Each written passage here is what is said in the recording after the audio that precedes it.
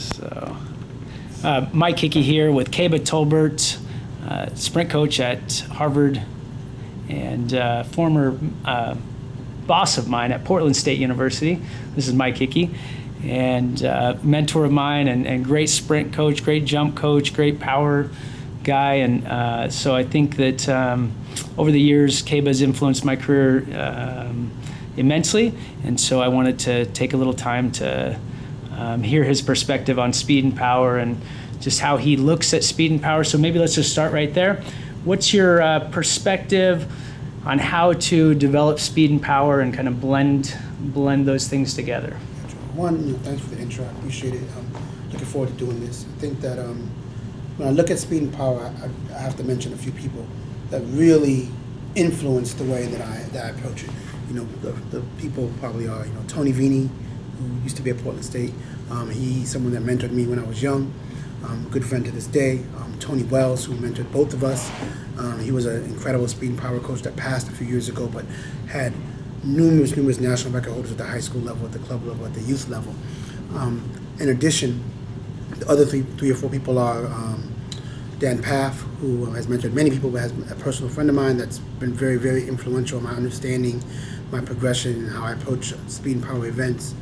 Paul Scheck-Snyder, who again is another educator that's been at the forefront of coaches' education. Lauren Seagrave, when I was younger, was someone I studied a lot. And probably Curtis Taylor is the other person that someone that we spend a lot of time with. We have similar mentors and have a similar approach to how we approach speed and power training. We actually taught a course together this fall on sprinting for the Coaches Academy. So those people have been very influential in terms of how I look at it. And so I would say that, my approach to it is that in the speed and power events, 400 hurdles down, that your ability to express and exhibit speed and power quality is the most important thing if you're going to be very successful. And there are other factors, but without high levels of speed and power, you're just two steps behind. So that's one important tenet that I take when I'm approaching those events. And so I spend a lot of time, a lot of energy and effort evaluating and trying to develop those qualities. And events above that, 800 mile, 3K, things like that. I don't have as much experience. I've had some good 800 runners. I haven't worked a lot with milers and steeplechasers for some. But I think that they're important qualities. When you look at the very, very best people in the world record holders, the medalists, the finalists, they all have very solid speed capacity. When you look at what they're doing the last 200, the last 400, the last 800, they're not, the women, you look at what Debaba did in that mile and look at the workouts she did leading up to that. She's running sub-2 in training. So to run sub-2, you can't be a two-flat person, which means you've got to she probably could run 52 at least, because she's, to run 158 in practice, you got to be able to roll. Absolutely. You look at someone like Morsley, someone like Kip Couture, all those people, even Awida, they were very, very fast. Awida was a 5K world record holder. He ran 143. So just those examples of people that there's very high levels of speed and power capacity along with the specific endurance they need for their race and for their event.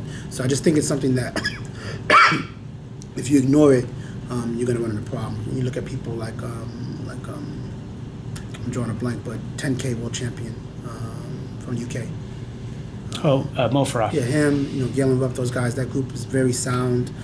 Technically, their speed capacities are very high, and they can go where they need to go. They can turn it up, and I think that's a reflection on the training that they're doing. I love that you brought up that concept of speed capacity. So, because over the years I've taken a lot of things that you've said and mentors that you've pointed out. How do you build speed capacity? How do you look at that as something that that you build over time? Right. So I think there's a few things. One is to run fast. The faster you want to run, the better technique you want to have, because that's just efficiency. And if you're going to, especially in the distance races, efficiency is key, because you're taking however many thousands of steps in a 3K or a steeple or a 10K. In 100, maybe it's 48 steps, maybe it's 52 steps, but the more those steps are efficient, just the energy expenditure is different, the elastic energy production is different. So mechanics make a big difference at every event, up through the marathon. And so we're always evaluating technical efficiency. The other thing is that you want to be powerful, and that differs. The 100-meter people don't look like the 5K people, but you want to be powerful. So if you're a 5K person, that might be hills and medicine ball throws. If you're a 100 person in the weight room, is going to be a little bit more important. If you're a shot putter, that's more important. But there's a continuum to it, and I think that you've got to evaluate what your event-specific needs are and work a little bit above it and a little bit below it, so that you're somewhat doing some remedial work and some stuff that's somewhat maybe advanced that might be higher than your specific needs, but you can do a little bit of work there, maybe 10%. I don't know the exact percentage, but you want to be above and below and do the most of your work in the middle where your event meets those demands. And so that's kind of how I look at it, whether it's pure speed work or power work or strength work. Those all intersect, and so we're trying to hit training that encompasses that and that addresses those areas. Mm-hmm. So. How do you think that? So when you say a majority of your work at or around the event that you specifically are focusing on, do you feel like that is because of like the neurological like needs, like how the muscle firing patterns, how they work together? Why do you think that's so key? Yeah, I think that like there's a guy, Lyle Knutson, that did a lot of work with USA Track and Field in the late 80s and early 90s, and he had this training program. I'm not saying it's all perfect, but he had your race distance, you had your over distance, you had your under distance, you had your over distance, and your under distance, and that made a lot of sense to me. Like if you're 800, you got to do some work at 4 and 2, or what's 200 work, sprints and flying sprints and accelerations. Okay, then if you're what's mile work, what's 3K work? Not that you're gonna become that person, but you have to be proficient in those areas so that you're a well-rounded athlete. Mm-hmm. And so I think that's why it's important, because you can't do only your event-specific stuff, because it's not quite enough. Mm-hmm. You got to have some abilities above and below that to be a complete athlete. Mm-hmm. If you're a 100 person, it doesn't mean you've got to run the 400. I don't think that, but you might do some work that looks like what a 400-meter runner might do. Mm-hmm. And so I just think that it's really about balance. Mm-hmm. When you look at it, it's about balance. Can you be a balanced athlete? Can you exhibit power? Can you exhibit posture? Can you exhibit rhythm? Can you develop rhythms throughout the race? Can you change rhythms?